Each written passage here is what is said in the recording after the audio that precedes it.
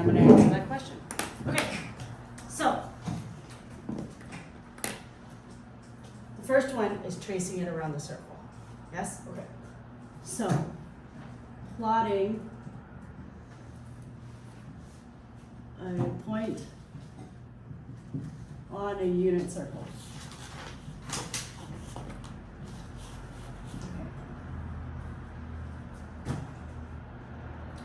When they ask for, let's say, tan of 270, okay?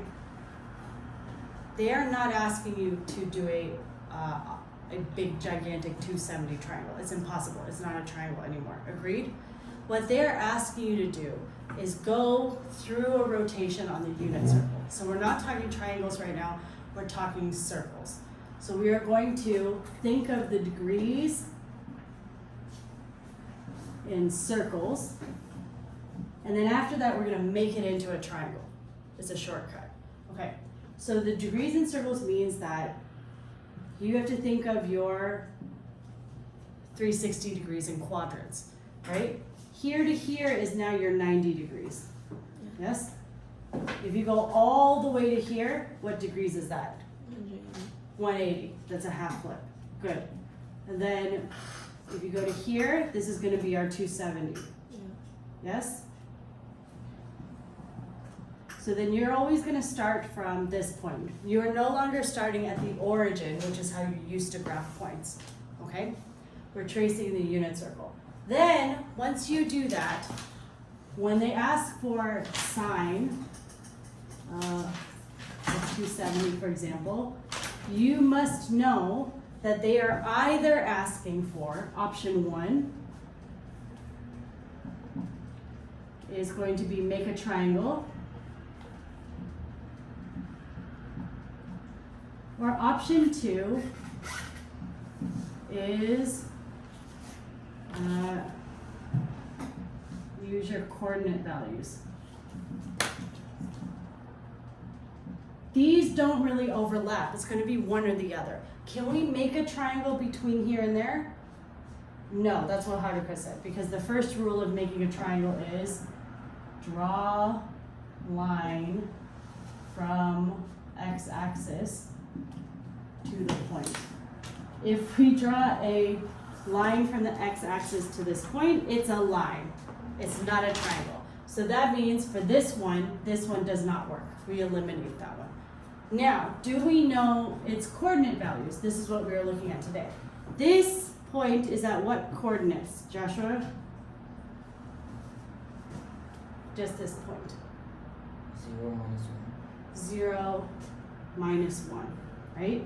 And when I taught you about the unit circle, we learned that cosine is that value, and the sine is the x or the y value. Yes? Okay. So in this case, when you answer this question, it will be that sine is -1 because you use option 2. Do a little checkpoint. I don't know why I'm doing that. Okay, so then no, we can't use option 1. We can't use option 2. These are what you usually start with at school. It's just these 4 points over and over again. Yes? So that's the first scenario. Let's do the second scenario. I'm going to do it in black or blue. I'm going to do it in blue. Okay, so let's pretend like Miss Lee laid out her board better. Okay, so let's try sine of 120. Okay? We're going to start with the same thing. We're going to think about degrees in a circle version. Yes? So, we're going to start here and we go that way. That's a positive direction on the unit circle. Weird, but fine. So we go here to here. That means we've spent 90. Yes? How many do we have left? 30. 30? Good. So then you do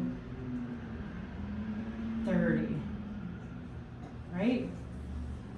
There's our point now. Here's the problem. Yes? And this is the one I struggled with, is now we have to either know the coordinates or make a triangle. This we do not know the coordinates for. Agreed? Ew, we don't. So we have to use the make a triangle. The make a triangle rule of Miss Lee is draw a line from the x-axis to the point. Okay. You will see this on your graph, like it'll be like a line that goes all the way up. Yes? X-axis to the point means that we're drawing this way to make the triangle. What is the value of this angle? 60. Yes. Why isn't it 30? This one's 60. This is why drawing is important. Yes? This is 60 is our reference angle. Right? 30 just got us to here. 120. But our reference angle is now 60. So when we draw it out, when I was a kid, I would draw it out like side on the side so that I didn't have it on my unit circle because I couldn't organize it that way. So I would write 60 and then I put my ratios up. Across from 60 is root 3. Across from 90 is 2. Across from 30 is 1. Right? And so then I go sine 120. Sine of 120, this value is the same as sine of 60, but it's just in this quadrant now. So here's your question, Genta, coming up, okay? Now that we have this value, right, we check the x and the y. Is this a positive or a negative x value? This one. Negative. Negative, so this is -1. Is this a positive or a negative y value? Positive. It's positive, so this is a positive, yes? Hypotenuse we never worry about because it's irrelevant. So we will start with sine. Sine's always, it's always positive. Okay, sine is opposite over hypotenuse. Yes? Equals, our opposite is positive root 3 over 2.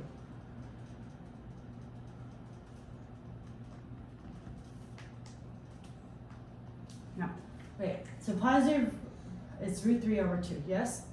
If it was cosine, of 120, it would be adjacent over hypotenuse. And then what are the values there? Nana?